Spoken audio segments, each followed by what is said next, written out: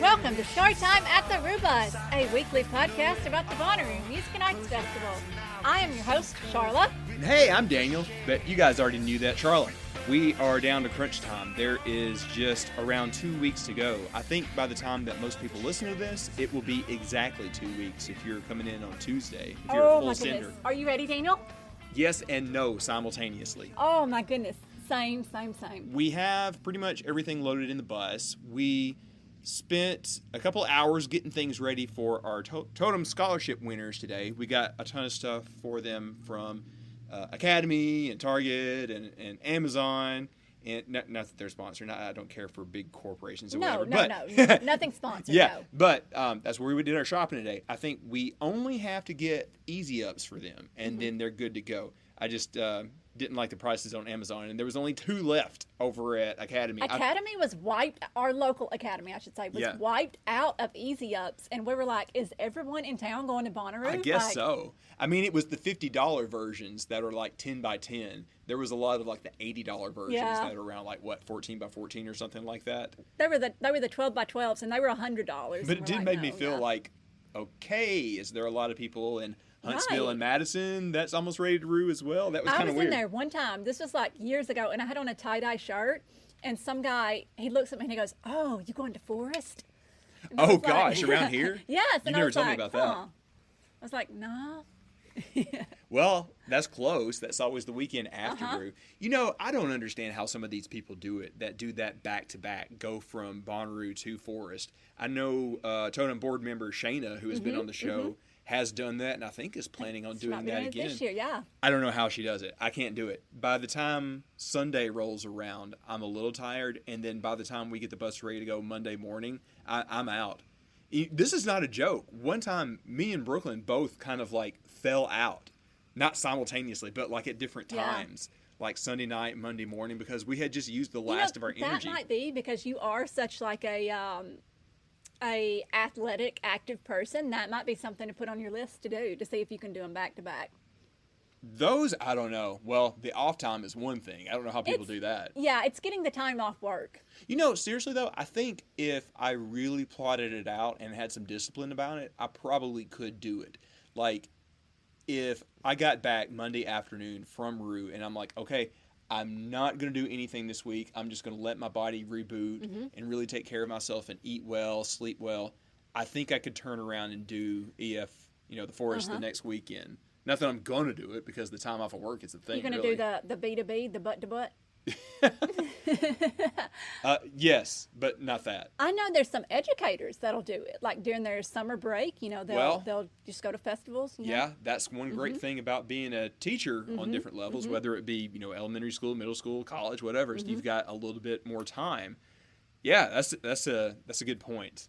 I work with a couple of educators. I wonder if that would be the case for them. I'm gonna have to nose around about that, but I hope everybody is getting ready. I think that the What Podcast is going to do their do's and don'ts this coming week. I was able to camp out with our good friend Lindsay at his property this past weekend, and Taco/Russ from the What Podcast was there, so we were gossiping a lot about stuff that we were planning to do this Roo. He told me that he has a lot of plans. Most of it involves PBR, I'm sure, if you know him pretty well. But yeah, thanks to Lindsay for letting us hang out. Had a good time with Lauren. Had a good time with Zach from Chattanooga. He was there. Can I tell you a funny story? Zach wouldn't mind me telling you this. So the day that I camped overnight, it came a really big storm, like first thing in the morning at first light or whatever. And I'm in the tent. I didn't drive the bus over because we're still getting it ready and everything. I wake up and I unzip the little window to the tent to look out at the storm and be like, oh man, am I going to have to jump in Lindsay's like RV trailer? Because it was starting to get kind of bad. And I look out, and across the horizon at this little, 7-acre farm, Zach is coming over the hill wearing a raincoat because he had to get up and go use the bathroom. And apparently the storm hit right when he was down there at the creek. Oh, my about goodness. his business, yeah. Wow. But always a fun time over there. I heard that our friend Richard, one half of the duo at the Monkey Bar, went the next night. They were down there all weekend for Memorial Day or whatever. That's crazy. But yeah, some of you know that is the other farm, as it is sometimes known. That's where we had our mini roos for a couple of years when we couldn't have the big one. There have been some pictures floating around, and another totem board member, Ryan, he made a giant LED sign. I think he posted something on Instagram a week or two ago showing how he's kind of improving it. He'll have it at his RV compound. But yeah, a lot of people have been doing stuff like that. I think Rufus said on Twitter, this is the season where everybody's making silly BS to bring to the farm. I saw that. Yeah. Yes. Have you been making any silly BS? I have. But you're going to have to wait until Bonnaroo to see what it is. They have to come find you, and you'll have it for them. Come find me. So I've seen these things for months now. How many do you have? About 350. Oh, my gosh. Wait, just make a few more, then you have one for every day of the year. You didn't think about that. No, but they're not. I want to give them out to people. So yeah.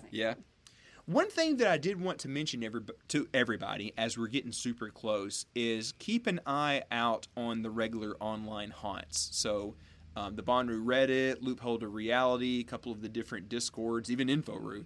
Keep an eye out on those places because that is where you're going to see a lot of these unofficial events get announced. We were talking about Electric Forest. I think that's another festival where a lot of these kind of rogue or, what do they call it? There's a word for it, but it's been a long day and I'm a little tired and the word escapes me right now. But anyways, that's where a lot of these unofficial events are going to be found. There are some that are on the official schedule, like Red Roo's Beer Exchange, for example. But there's a lot of one-off things that happen year to year. One that I had seen floating around is this Easter egg hunt that's going to be going on. Yes, our friend Ryan is doing that. Not the same Ryan. This is a different Ryan. There's a multitude of Ryans. It's funny. There's Journeys with Ryan, and then there's the Adventures with Ryan. I can see how this would be confusing. It's very confusing, yes. Well, one of the mini Ryans is putting together that Easter egg hunt, and if you go to any of those places, you're going to find where he kind of made this. It's Patreon Ryan. Patreon Ryan. Yes. All right, cool. Mm-hmm. So you can find this kind of like AI-generated arch picture made of like Easter eggs and find details of that. But that is one event of many. Of course, there is the one happening from noon to 5 on Wednesday that our friends are putting together. And those of you that signed up for the Totem newsletter have already heard about this, but we're going to be having kind of a purple carpet event around 11:30 a.m. right before that event starts. So David Bruce from I Am Bonnaroo is going to be there to take your glamour shots. What we're hoping to do with that is kind of have a wook version of the Met Gala. So if you have seen that before, you know celebrities show up in these ridiculous outfits, have their picture taken, look important. I think it's time that Bonnaroovians got in on that. So if you show up early, about 11:30, we'll have the totem tent and a totem purple carpet out. So wear your wookiest best, and we'll get your glamour shot right before you come for the Wednesday events. I am so excited for that. I think that's going to be super cool, especially with David Bruce being, I Am Bonnaroo. He's going to come over there and get some photos for us. So that'll be fun. I think we'll get it right in front of the bus so you can have a really cool picture that David can hook you up with.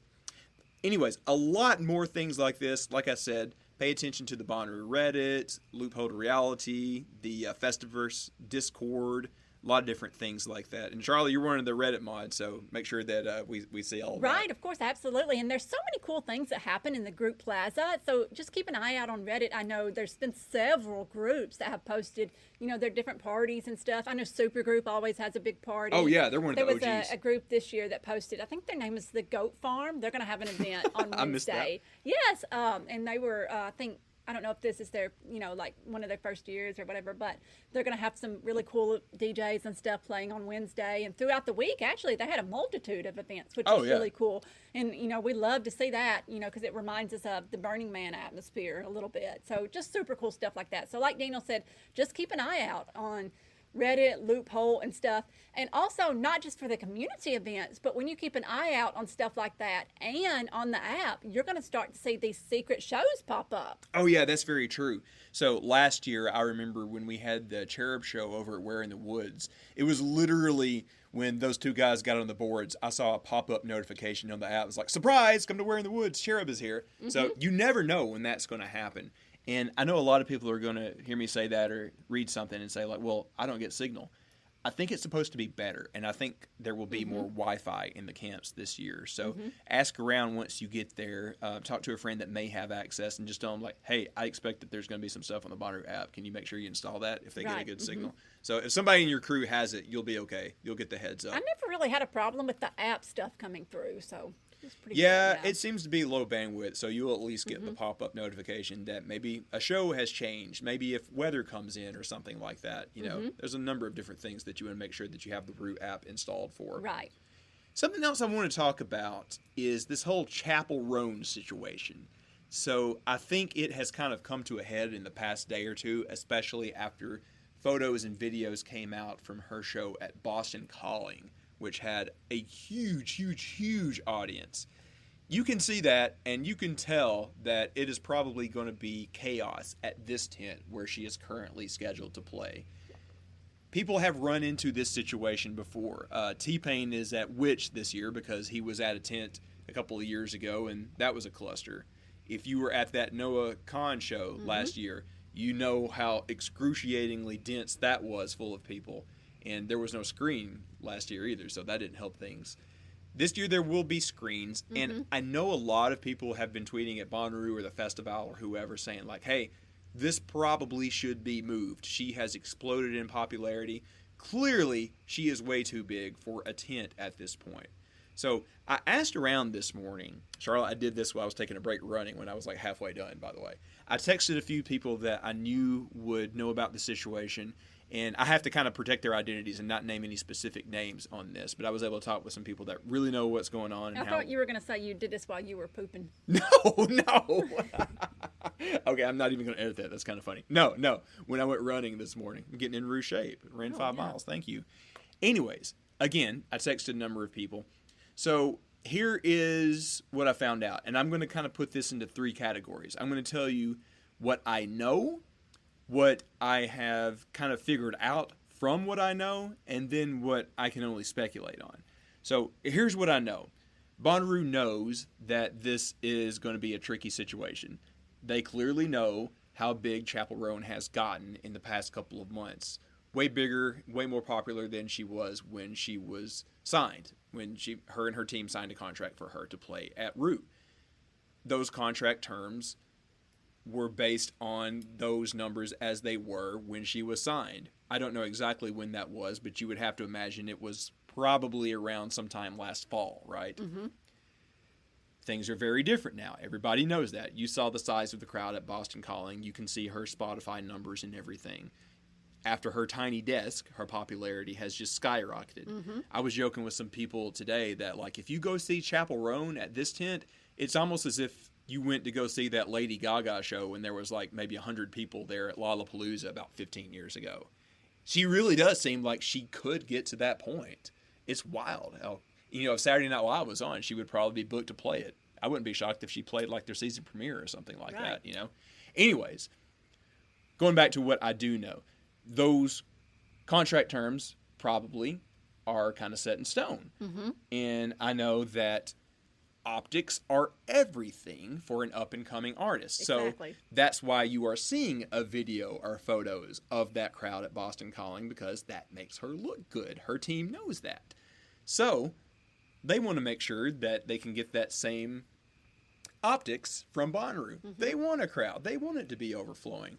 I think there may be some fear that and at this point I'm going into what I can glean from what I know, I think that there is some fear that if they were to move her show to Witch and it didn't look as packed as Boston Calling, it wouldn't look good for her in PR terms. That makes sense. Yeah, that makes perfect sense. And who knows if she could fill up the field at what? I don't think that was ever in question or whatever. Now, here's my speculation. I really don't think that they're going to be able to move this, and my speculation is that it's not within Bonnaroo's control. I think that this is something that Chappel Roan's team is really pushing. I highly suspect that based on conversations that I had with 3 different people today. I think they want it to be that packed because it's going to look good for her, her band, her team, her label, whatever it may be.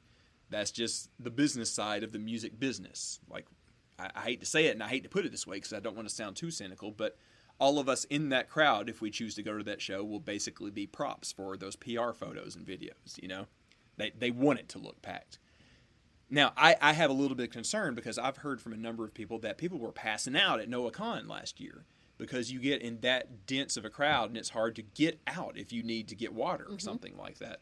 Here's another thing I do know. I do know that Bonnaroo is taking that very seriously, and should it continue to be at that tent, which it probably will be, they will send extra staffing there to make sure that people are taken care of. Good. They have always been very, very good about that. Oh, yeah. And I really do think, and I do know, that they know what this situation probably will be, and they are going to do their best, which is amongst the best in the industry, to take care of a situation like this. Right. And anything that I would say beyond that point is just pure speculation, and I don't want to get into that. But, Charlotte, you were in a crowd like that once when you went to go see Zach Bryan, what was it, 2 or 3 years ago, whatever it was. How was that? I think that was highly rumored that it was not that bad. No. Really? No. Okay. No, that crowd was fine. Where I was at, I was fine. Let me ask you this, and this is one of my concerns. How long did you wait for that Zach Bryan show? Did you wait through the previous set to see him? I waited through one previous artist. Okay. How was the crowd? Could you... Well, how was the crowd based on what? Just your perception. Like, how was the crowd for the previous artist? Who played before him? Do you remember? Oh, I can't remember her name offhand. I'm so either. Sorry. No, it's okay, because I certainly couldn't remember. I stopped by, but I can't remember. She was great. I remember her being really good, and I liked her. It was started with a T, I want to say. Mm-hmm. Well, this is part of remember. This is part of what I've been thinking about, because the Beaches are scheduled to play in this tent before Chappel Roan, and I don't know what's going to happen, but I would hate it to be a situation in which half of the crowd shows up to get a good spot for Chappel Roan, and they're not really paying that much attention. I can't really speak on the crowd at Zach Bryan in the same way, because I was mad because I was right. There was a couple of girls right in front of me, very front center, dead center. Yeah. That were there for like 2 artists after Zach Bryan that had been standing on the rail since that morning. Yeah. And just like dead. Just like would not let anybody. So I can't really speak I remember to that. Yeah. that part of the story. It's not comparable to what. Yeah, that's not really the same situation. Yeah. But I remembered you had been in something like that before, and I just kind of wanted to see what you thought. It was like, was that 2-3 years ago? It's been a minute now. I don't remember. But yeah, anyways, that's a long way of saying Rue certainly knows the situation with Chappel Roan. Yeah, absolutely. They are doing what they can, but I would remind everybody that there are multiple parties that are trying to get multiple things accomplished with this show. For some people, they want it to be that big of a crowd, even though I think most of us know that there is some legitimate safety concerns with a crowd like that in a space that's not really meant to accommodate that kind of crowd. So if you do choose to go to that show, please be safe. Make sure that you bring plenty of water with you, because it's highly likely that the crowd will be extremely dense. It'll be very difficult to get out of that crowd, like once you're in there, especially if you choose to get the tents don't really have pits, but if you choose to get into the pit area per se. Yeah.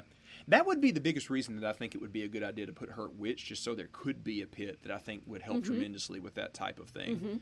But again, it sounds as if it may not be fully within Rue's control. And I think they're trying to do their best.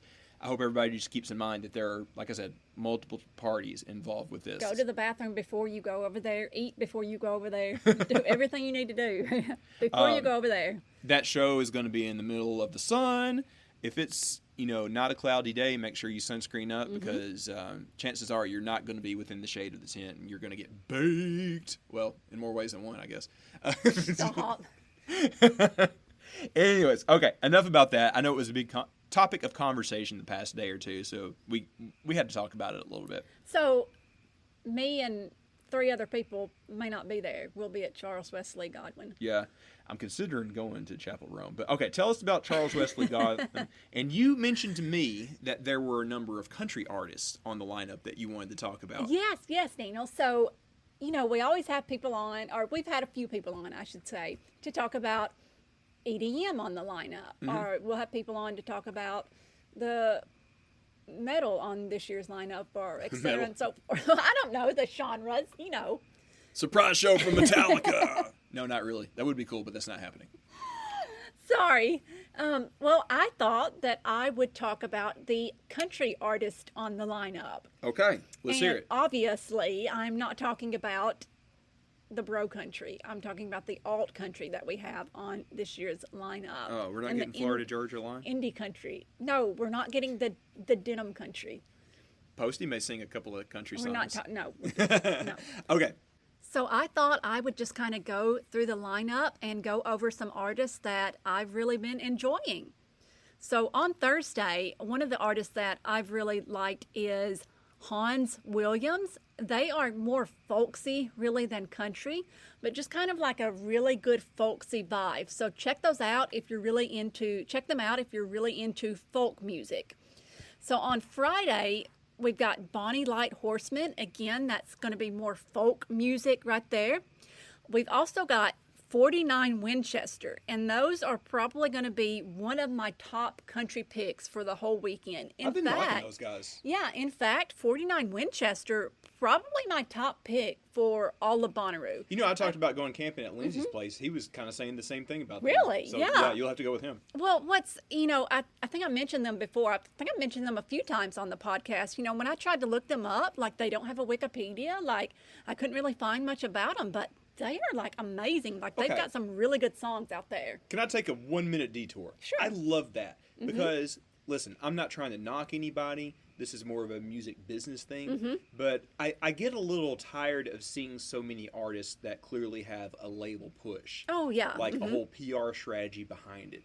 I really love it when an act makes it that doesn't have any clear representation or part of some big, like, PR strategy. Like they are genuinely there because people enjoy their music, not necessarily because they were just well marketed. Anyways, I will keep my anti-capitalistic comments to myself beyond that. No, they're like super cool. I think they're from Virginia or West Virginia. Yeah, not like Winchester, Tennessee.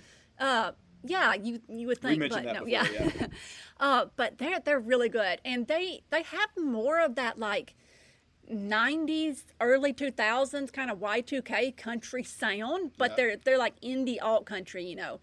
So they're really good. They're definitely one of my top picks for the entire weekend for sure.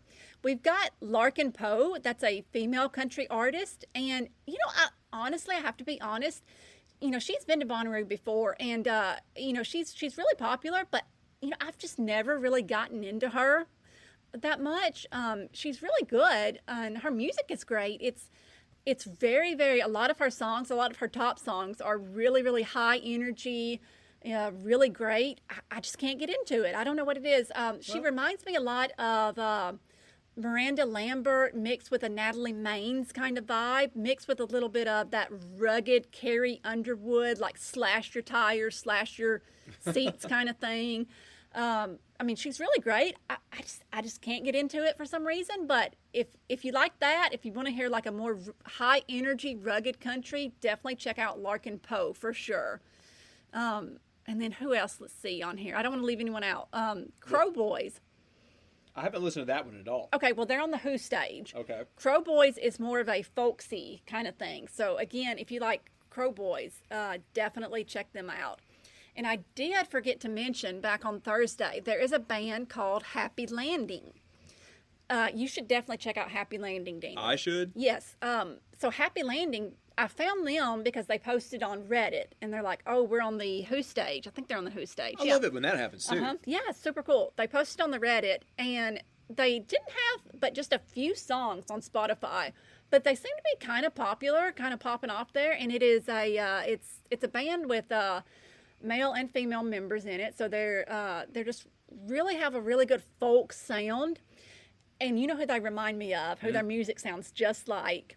The band that we used to manage multiple years ago. Oh, are you for real? I'm not gonna name names, but no, we can name them. Their band name was Ashland, Maine. So yeah, we used to manage a band, Daniel and I. That's how we first got into music and started going to festivals and the whole thing. So we used to manage this band, or Daniel rather managed this band. You definitely helped. We used to ride around in a little van with them, and they were called Ashland, Maine. Anyways, Happy Landing, it's just folk stuff, and I was listening to one of their songs, and it started off kind of slow bluegrassy, and then it just like, boom, instant like, and I was like, oh my goodness, that's a song. You know what I'm going to do? Okay, so yeah, Happy Landing, I'm going to check that out. But since you brought this up, for one of our little bumpers, you know, I'll put in about 10 seconds worth of music. I'm going to put in a clip of Ashland, Maine, just so people know what we're talking about. Yeah. There's some people that we don't really talk to anymore, but they always made really good music. Ask me about the whole story in person, yeah. Oh, yeah. What else you got? Okay, so going down here, let's see. Ooh, I lost my place. Okay. So going down here, we have to scrolling down a bit. We've got Gregory Alan Isakov. Brooklyn is all about them. Now, I really like Gregory Alan Isakov. You know, they're definitely not country, but definitely more slow folk. And that sounded weird the way I said that. No, it's fine. But it just, his music has been in a lot of movies and stuff, and just very, very like, oh, it's so beautiful. I mean, just beautiful, beautiful, beautiful music. So next week we're going to go over our schedules. I remember that he had kind of a brutal conflict. We'll talk about that next week. So Josiah and the Bonnevilles. So I actually listened to Josiah and the Bonnevilles way before the lineup came out. So I remember the days when I used to like pull up Bonnaroo lineups and I would not know a single soul on there. And nowadays, like, I even like recognize names on the Who stage, and like, I'm just That's like, great. okay. But Josiah and the Bonnevilles, oh, they're really, really good, and they're more folksy, but that high energy folk. Yeah. Very high energy folk band. So check them out if you like that high energy folk kind of stuff. I feel like we're having a second coming of that kind of thing. Like, right, a little over 10 years ago, it was Mumford & Sons and a whole bunch, and Lumineers and a whole bunch of stuff. Well, that's how Happy Landing, they described themselves as a high energy Lumineers. Okay. I think it's what they said, something like that. But Josiah and the Bonnevilles, if you've ever listened to Shane Smith and the Saints, they're a little bit like them. But yeah, Josiah and the Bonnevilles, it might be the band that if I'm thinking about it, that it's actually just one guy. Okay. Yeah, and he's like Josiah somebody, I can't remember his last name. We'll get back with us on that. If it's the guy I'm thinking about, he was actually on American Idol. And he was like in the top 24 or something, and then something like that. So it might be a situation like Edward Sharpe in the Magnetic Zeros. There is no Edward Sharpe. Yeah. Anyways, okay, so here's one for y'all that y'all are really going to want to check out. If you are a country fan, in your heart of hearts, let me back up. If you are a millennial country fan in your heart of hearts, where are you going with this? Boot Scootin' Boogie Nights. Oh, we know about this. I feel hold like on. Yeah. Yes. If you grew up on your granny's back porch in 1995, watching the Braves on 94, TBS. 95, my granny didn't have cable. We had an antenna, and it got 3 channels, and you had to go outside and turn it manually. Yeah, we did too growing up. Anyways, if you grew up on a back porch listening to WLAY 105.5. There will be some people listening that know that station. And you grew up listening to like The Watermelon Crawl by Tracy Byrd. Yeah, I remember that one. Bubba Shot the Jukebox. That's a good one. Yeah. Chattahoochee. Stop. Chattahoochee was Alan Jackson. last year. Still a great song. Okay, every year. so Boot Scootin' Boogie Nights. I bet you cannot guess their most requested song. Well, of course, everybody knows at this point. That's Corey, the guy that does marketing for Rue. He told me, but I don't remember. No, if you had to guess, I'm not asking that. If you had to guess. If I had to guess? If you had to guess, what's their most requested song? Well, I joked with him that Callin' Baton Rouge by Garth Brooks would be a great one. That would be my guess. No, that's not what you guessed. That's Okay. what he told you it was. Oh, okay. Well, I mean, that's a great song, too. But you got to have a really good fiddle player. I assume they do, so I want to see that in person. So, if you haven't guessed it by now, Boot Scootin' Boogie Nights is a 90s country cover band. Yeah. Something like that. Anyway, so definitely go check them out. I think they're in like one of the barns or the plazas. They're playing 2 different spots. Again, we'll look that over next week when we do our schedule episode. So, on Sunday, we've got Jason Isbell and the 400 Unit. Well, everybody loves Jason. So, Jason Isbell and the 400 Unit. Jason Isbell is a Grammy Award-winning artist. Jason Isbell is absolutely phenomenal. So when I first really got into alt country, or when I first kind of discovered Jason Isbell, I was not the biggest fan of his music. I thought it was very depressing. I thought it all sounded the same. I thought it was too mellow for me, just very mellow. But then the more I listened to it, the more I really listened to the lyrics, really got into the lyrics, I was like, this is really deep. This is exactly where I grew up. He's talking about the things that I grew up with. He just very deep, very lyrical, very.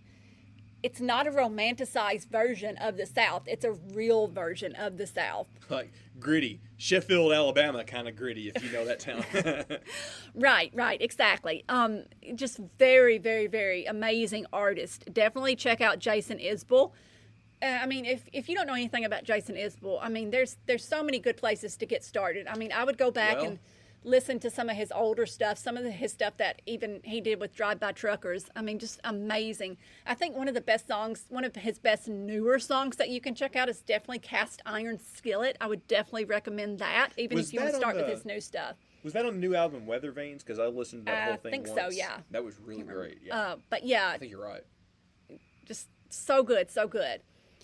He grew up in Greenhill, Alabama, which is just about an hour from here. Yeah. Where my grandma lives. Yeah. All right, good pick, Charlotte. And you got more? Yes, of course. Charles Wesley Godwin is also on Sunday. Now, Charles Wesley Godwin toured last year with Zach Bryan.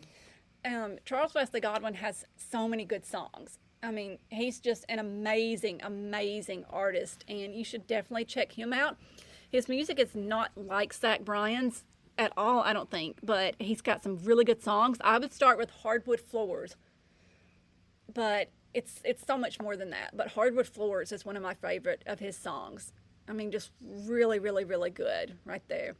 Texas Hill, they are playing on the Who stage. That is not really country, but it's like a jazz folk. What?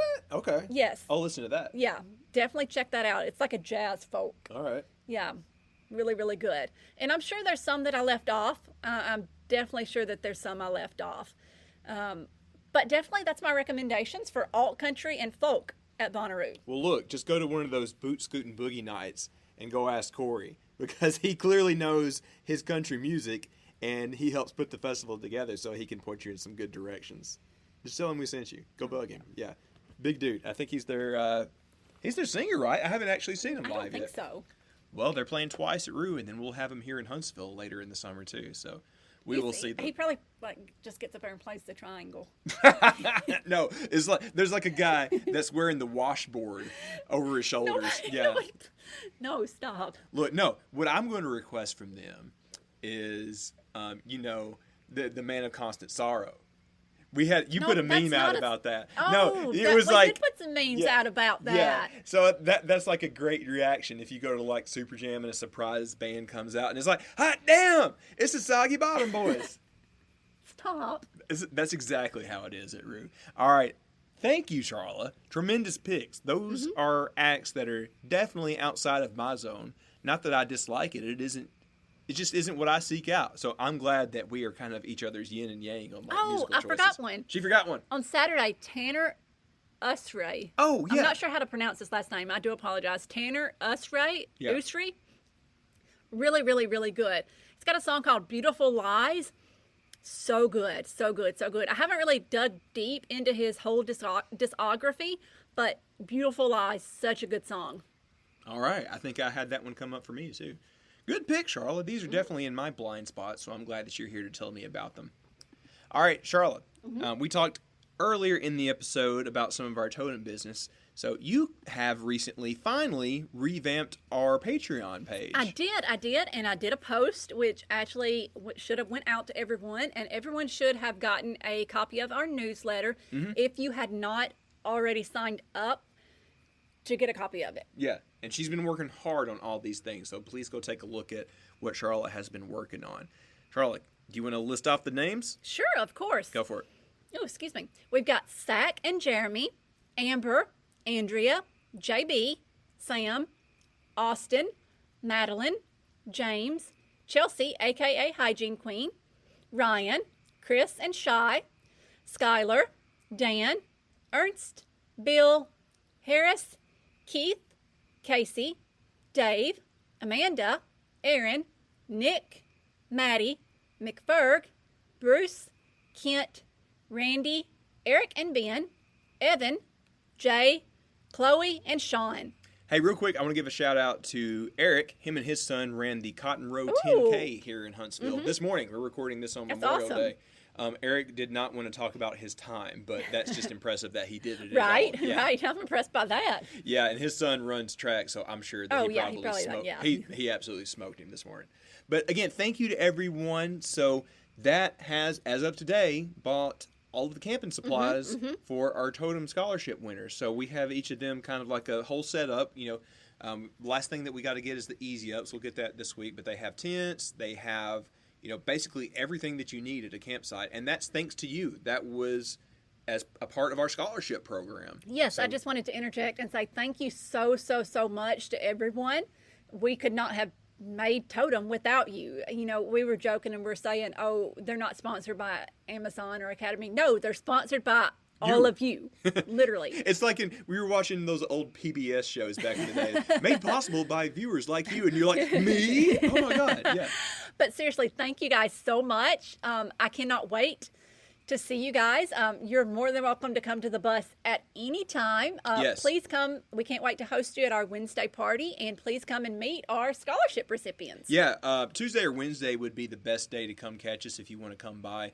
Tuesday, I think we're going to roll in probably like 3, 4 or something in that neighborhood. It's hard to know for sure, but definitely before it gets too late.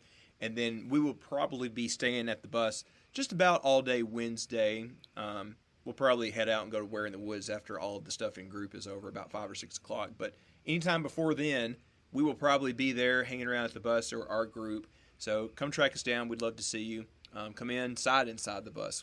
We got a little Bonnaroo museum. We've rearranged things inside the bus this year. So the front half has all of our Bonnaroo memorabilia. If you come in there, you'll see stuff from pretty much the past 15 years of Roo. There's a little bit of everything sprinkled around in there. I found something that I forgot about the other day. You remember those like magic 8 balls that they sent out in 2016? Yeah. I found that hidden in a drawer in there. Oh, that's cool. You know what? I should put that out for everybody to see. Cool. That's a piece of history in there. So again, thank you to everyone for your contribution. It is at patreon.com/Roobus. And go check that out because Sharla finally revamped it. And again, the most important thing that anyone can ever do is just to tell people about Totem, spread the word. Yeah, totemfnd.org. So you will get to meet our scholarship recipients this Roo, and we'll have a little bit of an info tent there. Shout out to Maddie from Atlanta. He's getting us our little signs printed out this week that we'll put on our purple Totem tent. So, yeah, again, thank you all so much. We can't wait to see you in person to talk with you more about what we're doing.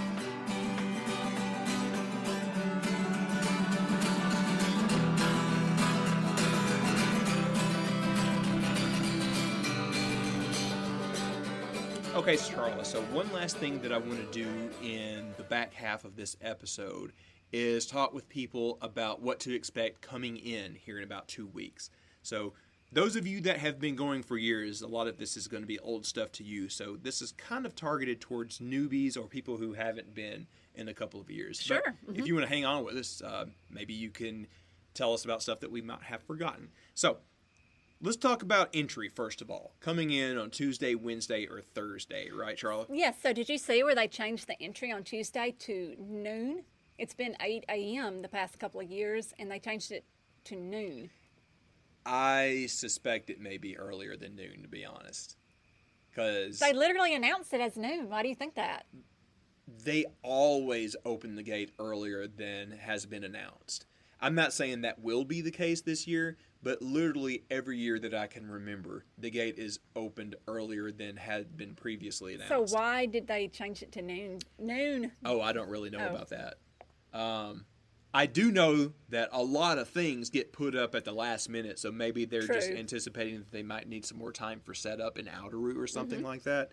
We have come in before gates have been open to everybody, and it's wild how much gets put up at the 11th hour. Not just the 11th hour, but like 11:59. Somehow it was like 18 or 19. We somehow got to come in like a few hours earlier than the gates opened, and there was still like bulldozers and stuff. Yeah. Like literally. Even last year when we came in, there were still bulldozers. Yeah. So to go back, I think that they may just be giving themselves some cushion. It wouldn't hurt to go hang out at the Walmart parking lot because you will see the exodus as soon as somebody gets official word. So if you happen to be in Manchester early, don't go down Bushy Branch Road if you know it isn't open yet, because they're just going to turn you around and you're going to cause traffic. Just go hang out at the Walmart. You'll know really quick when gates open, and you'll be amongst the first. You'll see people lining up. Yeah. So let's talk about entry itself. So again, this is mostly for new people. When you come in, you're probably going to come in on Bushy Branch Road. You're going to go past the winery, over this like really old bridge that honestly needs to be replaced. I think they're working on that in the next couple of years. Up a little hill, and then you will go through this big metal gate where they will check you for a couple of things. So obviously they're going to scan your wristband. You should have already gotten that on and activated it by then. You are going to go through a bit of a security thing. They're just going to kind of give your stuff a once over. And I know what everybody's thinking. I don't even have to mention it. They're really just making sure that you're not bringing in anything overly stupid. So glass bottles, fireworks, swords, whatever it may be. The main thing is they want the festival to be safe. So they're going to be looking for things that are unsafe. Yeah. Now, there's other things, and I know you're thinking it. I know you know what I'm thinking. I know you are thinking it. It's okay. They're not looking for that. That's all I'll say about that. But on that note, some people will randomly, and I'm putting that in air quotes right now, get searched by cops. What I will tell you about this, and we've said this many times throughout the years, you know it already if you're a regular listener, dress like you're going to grandma's house on Sunday. If you come in looking like a wook, it's going to be a little less random, and it's going to be more likely that you're going to be pulled aside by the cops, who are going to give everything a thorough search. For a lot of people, that's more annoying than anything. You don't want all of your stuff dragged out, and you don't want to have to repack, as soon as you get through the Bonnaroo gate. So again, I can't stress this enough. Don't write anything goofy on the side of your windows in soap or whatever. Wait until you put on the tie-dye stuff, until you get in. Just wear something normal, like a sports shirt or something like that, just regular shorts. You're probably not going to get pulled over, and you're probably not going to get pulled out by the cops after you go through the gate for a random search. Look, if there was ever in your life any time to be stupid, it is not in the line getting into Bonnaroo. It's after you get in. Right. Yeah, that's a great time to be stupid. Do not be stupid in the line going to Bonnaroo. Save your stupid for 5 minutes later when you get parked. Basically, when you enter the greater southeast area, just play it cool. One little route that I will warn everybody about is that interstate coming from Knoxville through Chattanooga to Manchester. I have heard for years from a number of different people that that's kind of like the gauntlet. That's where you're going to see a ton of cops. Mm-hmm. So make sure that you're a hair under the speed limit. Make sure that nothing is hanging on your mirror. Don't have a frame on your license tag. Don't have your phone in your hands. Just keep it cool in that area, and you're going to be okay. Just don't do anything stupid. Once you get to Bonnaroo and get parked, that's a fantastic time and place to be stupid. Just wait until then, right? Exactly. All right, so we talked about getting in. Once you get in, depending on what day you come in, what time you come in, you may be parked pretty close to the arch. They've changed that up in the past couple of years. So first come, first served. If you're one of the first in, you're going to be within a stone's throw of the arch. A couple of years ago, the Monkey Bar boys were basically right in front of it. Yes, that was cool. They came in first thing. They were like one row back or something. Yeah, it was that was pretty cool because we could just go visit them before we went in. That was a good time. Mm-hmm. Now we have them right outside the bus. I can't complain. But yes, you will get a good spot if you come in first. If you are doing GA, what I recommend is immediately making friends with your neighbors. Give them a beer, give them some trinkets, ask them where they're from, what shows they're excited to see, because you want to get off on a good foot with them, and then you guys can negotiate any space needs that you have between the two of you. Maybe you bring in a tent that you didn't anticipate was going to be a little too big. If you've made friends with people, it's easy to negotiate with them about that sort of thing. Exactly. They'll probably be more than happy to work with you because you're going to be neighbors for almost a whole week. So make sure that you have a good relationship there. Make sure you make a good first impression with everybody in that way, right? Right. I think one of the worst things that could happen is if you get off on a bad foot with your neighbors. Yeah. That would just be awful. Yeah, so make sure that you do that. And then after that, hey, man, that's the time to crack open a beer and yell Bonnaroo. Remember, Corey has been asking us to bring the Bonnaroo shout back. Right. So yell it out, and if you hear it in earshot, you have to yell it too. It has to become a big chain, right? Right. And that's pretty much it. So there is a lot more, but since we're so close, since we're 2 weeks away from everybody getting there, I think that's something that hadn't really been talked about in a while. And I don't know if they are or aren't going to talk about that on the What podcast, but they part backstage. So we want to make sure that everybody that comes in through like the GA route kind of knew what was going on. And I wouldn't expect that much of the process has changed because that's kind of tried and true. And they have to get a lot of people in very quickly. So again, help them out. Be friendly with the volunteers that are working the gate. They're not trying to bust you on anything. They want to get done with that and have a good time at Rue as well. Mm-hmm. So I would love to hear from a volunteer on the podcast at some point because they have a different camping area. Mm-hmm. I'd like to hear kind of that'd about be cool. The different jobs because they'll put in a number of hours working and then they're free to go. They can just go see whatever show or get into whatever nonsense they want to. Is there anything else I'm missing in terms of entry, what to do as soon as you get there? No, I think you covered it. Another thing that I would take a look at as soon as you get there, pull out your phone and use the compass app and kind of get an idea of what direction the sun will be in throughout the day. So if you have any tapestries that you're going to put on the side of it easy up, make sure that they're facing the sunrise so it's not going to give you a terrible morning welcome first thing in the morning. Yeah. I always think about that clip from Rick and Morty when they go visit another planet and the sun comes up and it's screaming. That's pretty much what it's like. It gets bad. And if you are, in a tent and it's not well ventilated and you don't have a lot of external shade, you will be in an easy bake oven and it will not be a fun time. That is an unpleasant thing to wake up in a puddle of your own sweat. So do that also when you get in. Put a couple of layers of shade between you and where the sunrise will be. You'll thank me later for that. And anyway, that's pretty much it in terms of entry. We're going to have a lot more next week. We're going to talk about our schedules. I want to make sure that we do this on a night that Brooklyn's over so we can hear her picks as well. Mm-hmm. Yeah. And we'll go over last minute things. I think we will do one more episode before we head out to the farm. It'll just kind of be like a little bit of a party here at our house with Brooklyn and anybody else that joins us with no real agenda, just us being excited, having last minute tips and things like that. And then the episode after that will be recorded from the farm. I think we're going to try to do some live recording, though, on the way as we're coming in. Are we? Well, that's up to you. Yes, no, we're going to try to do that because you know how everyone wishes that Rue Radio would come back or Bonnaroo Radio would come back? Well, guess what? You may be able to just tune in and listen to us BS about the line. All right. Well, I guess Sharla's the DJ for that one. Oh, well, we can't complain. Bonnaroo hooks us up. We're a little spoiled in that, but... Oh, no, I didn't mean it like that. I didn't mean it negatively. Oh, yeah, I know. I wasn't being negative. Oh, I know. Well, that's not what we do. I was being negative about us yakking. Oh, I see what you're saying. Yes, that's what I meant. Well, whatever. Clearly, we're already starting to get a little delusional since we're already so close. Yeah. Yeah. Well, it's also very late, so. It is very late. It's almost 10 o'clock here. This, yeah. But, what? What? It's very late. It's almost 10. Well, long weekend. Yeah. Long day. We got to get in some good habits if you're going to be up till 6 in the morning for pretty lights. 6 in the morning. Yeah. That's it for this week, guys. Yeah, we're getting a little crazy out here. It's been a long weekend. We got to rest up a lot. I haven't eaten a lot today. All right. Yeah. We need to eat. Okay. Guys, thank you so much for bearing with this nonsense in this episode. By the time you listen to this, we will be 2 weeks away. I have been talking with a few people about this and joking around the past couple of weeks.